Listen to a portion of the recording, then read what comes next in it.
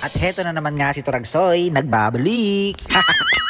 At heto na nga, dumating na ang espesyal na araw para sa anak kong bunso na si Hopia.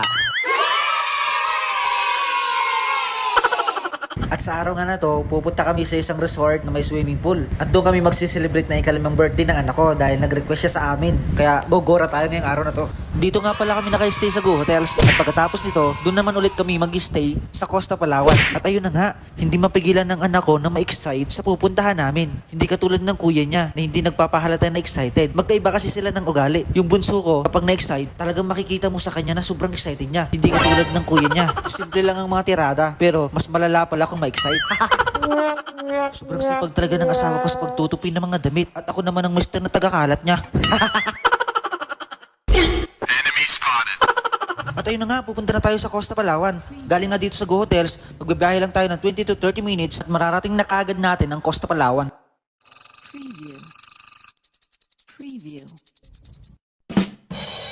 At ayun na nga, narating na natin ang Costa Palawan.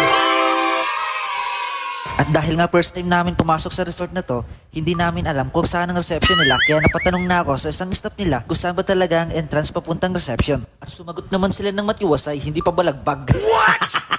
At habang papasok nga kami sa kanilang reception, natanaw na kaagad namin ang swimming pool na napakaganda. Sobrang sulit talaga mag-stay dito. Sigurado ako mag-i-enjoy ang mga anak ko dito. Costa Palawan o Ching-chong-chong-chong. Kinainis ko na para madaling nyo matandaan yung pangalan ng resort nito. Sobrang excited nga ng mga anak ko na makita nila yung swimming pool dito sa Costa Palawan Resort.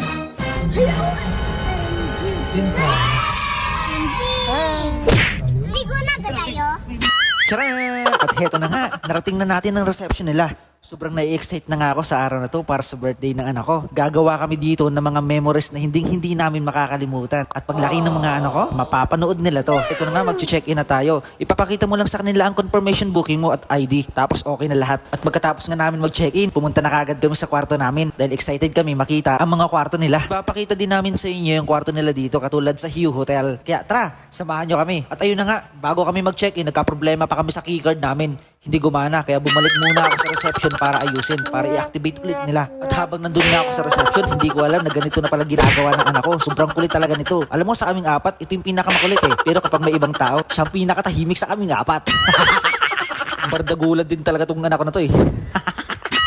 At pagkatapos ko ngang mapa-activate ang keycard namin, ayun, sa wakas, nakapasok namin. At heto na nga yung mga taga-bundok. Sobrang saya nila. Hindi na nga namin mapigilan yung saya na nararamdaman namin kapag may mga ganito kami na-experience. Sobrang napaka-blessed talaga namin. Iba talaga ang saya kapag kami ang magkakasama. Talagang sulit na sulit. Nagpapasalamat ako sa Diyos kasi dumating sila sa buhay ko. Aww. At ayun na nga, hindi ko na mapigilan yung saya na nararamdaman ko sa araw na to. Kaya lumabas na yung kulit ko.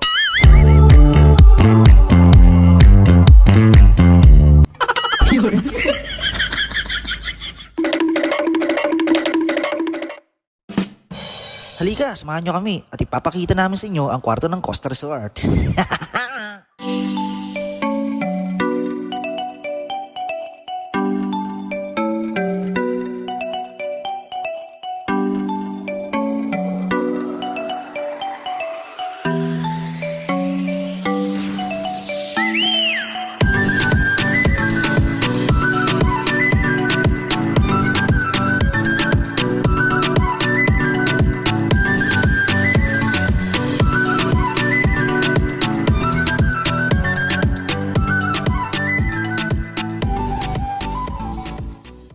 A few moments later.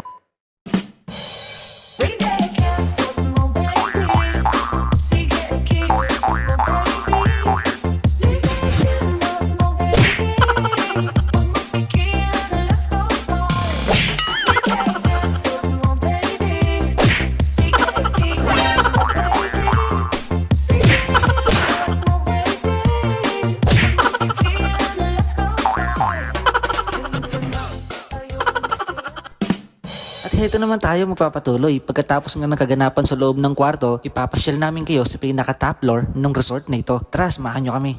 At habang nasa elevator nga kami, naririnig pa rin namin yung kanta. Bakbake! At ayun na nga, narating na namin ang top floor ng resort na ito. Wala ka nang ibang makikita dito kundi napakalawak na espasyo at napakagandang view.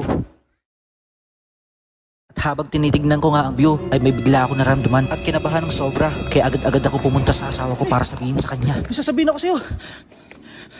I love you.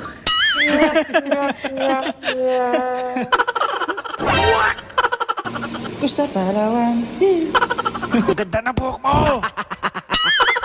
At ayun na nga, nakababa na tayo galing sa top floor. Pupunta na kami ngayon sa beachfront para makita ang restaurant nila dahil dito kami kakain mamayang gabi. Tapos nga namin makita yung swimming pool nila dito, ay pupunta na kami sa bayan para bumili ng cake. Hindi na kami naghanda para sa birthday ng anak ko. Nag-dinner na lang kami ng sama-sama. Yun lang sapat na. At ayun na nga, narating na namin ang swimming pool. Nung makita nila, sobrang saya nila. Nai-excite na sila maligo. One night lang kami nag-stay dito dahil hindi na namin kakayanin kung mag-2 nights pa kami dito. Budget lang ang pera namin. Ang importante, matreat namin ang anak namin sa birthday niya. Ayun nga, dumating na ang gabi at nakuha na rin namin ang cake niya. Sobrang saya sa araw na to. Ang sabi niya nga sa amin, best birthday ever daw. Nakakatuwa talaga tong anak ko. 1, 2, 3, go! Happy birthday Dapat to you! natural camera, no? Happy birthday to you! Happy birthday to you! Happy birthday, happy birthday! Happy birthday, Shing Shing! Yay! At pagkatapos nga namin mag-celebrate sa loob ng kwarto, pumunta na kami sa restaurant para kumain. At pagtapos namin kumain dito, magna-night swimming kami.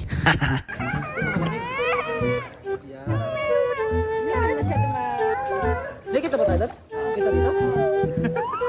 Nak, turuan kita na turuan kita mag-swim.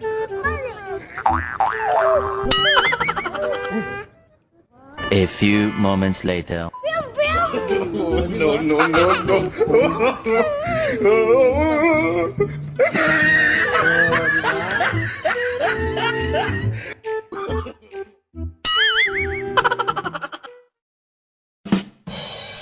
At ayun na nga, dumating na ang araw ng check-out namin. Sobrang sulit talaga yung pag-stay namin sa Costa Palawan kahit isang gabi lang kami dito. At natanghalian na nga kami ng gising hanggang 9:30 lang ang breakfast nila dito at 10 na kami dumating. Buti na lang at mabait ang busab nila kaya napagbigyan pa kami. Thank you sa'yo kuya. Wala late. Dito. At ayun na nga, ready na ang pagkain. Tara, kain na tayo. Huwag nang patagal ito. Chibog na! Napakaganda talaga dito sa Costa Palawan. Recommended ko nga pala to sa mga nanay at tatay. Dalhin yung mga anak nyo dito. Sigurado mag-e-enjoy.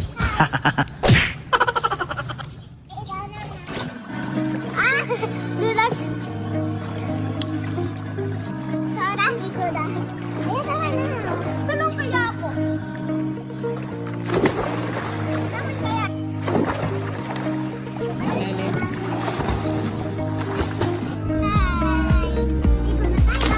Mami, nakakalalim dito. Oh, pero di malalim.